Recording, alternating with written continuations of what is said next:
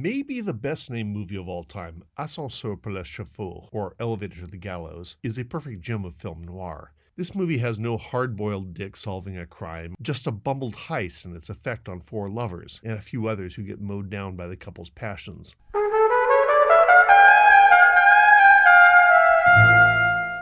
You interested in a big-time caper? A what? A heist. There's really three kinds of heist movie. The one where the heist is perfect, the characters are 3 steps ahead of the audience. The kind where we all know the steps of the heist, but something goes terribly wrong. And the kind where everything that can go wrong does go wrong from the get-go. Louis Malle's Ascenseur les chevaux is type 3 to the nth power. The fun of this sort of movie is watching things spiral out of control for protagonists we don't like. In this case, the guy is sleeping with his boss's wife, and the pair conspire to murder him in an elaborate fashion. But the murderer makes exquisitely dumb mistakes. He tosses the most crucial piece of evidence onto the sidewalk below, and then a cranky greaser makes off with the getaway car, and things get worse for everyone from there on in.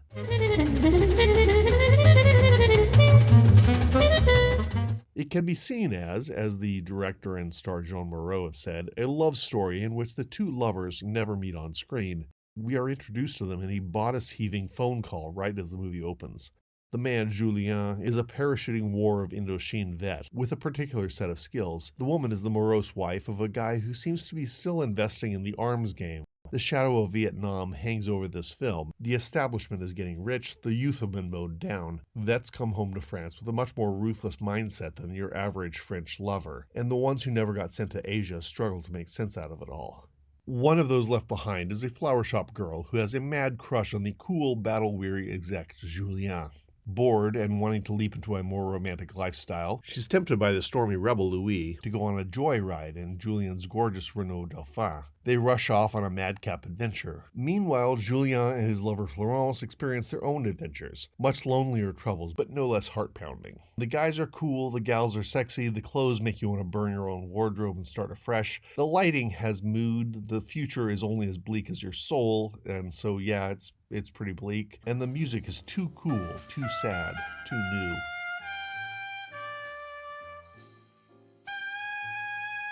The soundtrack, famously, is an improvisation by Miles Davis with a new quintet. Davis had ditched the States for a while, for many reasons. His legendary quintet, which had recorded some of his best-ever albums, had exploded due to drug abuse.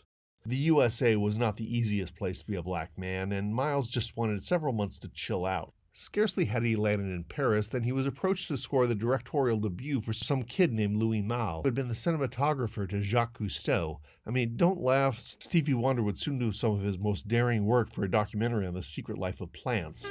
Davis gathered an impressive international quintet, including drum legend Kenny Clarke, and watched the movie a couple of times. Miles, not usually known for his humility, said he took the whole thing as a learning experience. They recorded the whole score in one night, and left the tapes for that scamp Louis Malle to make sense out of. What Malle did with it was extraordinary.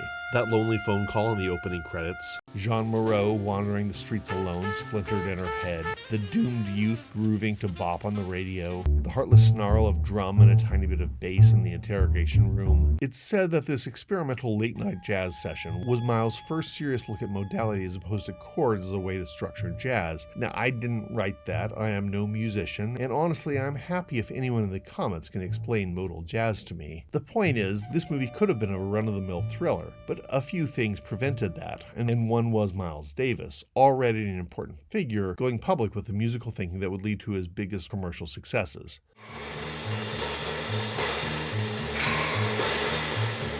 The suspense scenes are on par with the best of the genre, or any genre. The casting is remarkable. Jean Moreau and Maurice Monet were both known actors, but this burst Moreau out as a major star. Ironic, since it was the first time she was allowed to glide through unflattering lighting without a hair and makeup crew. Maybe we like actresses more as humans than as goddesses? I don't know. Ronet is handsome and stupidly stoic. He gets eclipsed by Moreau, who is mesmerizingly doing absolutely nothing, as the New York Times said in their review. Yori Bertrand is delicious as the shop girl, totally horny for Julien Tavernier, who she vaguely knows has been a killing machine in Vietnam and Algeria. She projects Tavernier's name onto her dumb, insecure boyfriend. Viens te coucher.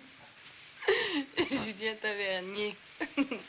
a very James Dean Belmondo rebel without a cause. He shows a little bit of spine when faced with a German who complains that France was short on champagne during the occupation. Vous savez, dans ma génération, on pense à autre chose qu'aux bouchons de champagne. 4 ans d'occupation. En Indochine, en Algérie. Ah, bravo, bravo. À l'Europe. À l'Europe. À l'Europe.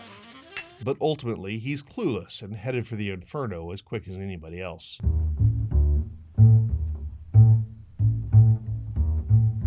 It's impossible watching this film not thinking of the closing famous scene of The Maltese Falcon, Bridget O'Shaughnessy taking the elevator to hell, while Sam Spade leisurely takes the stairs to the same destination.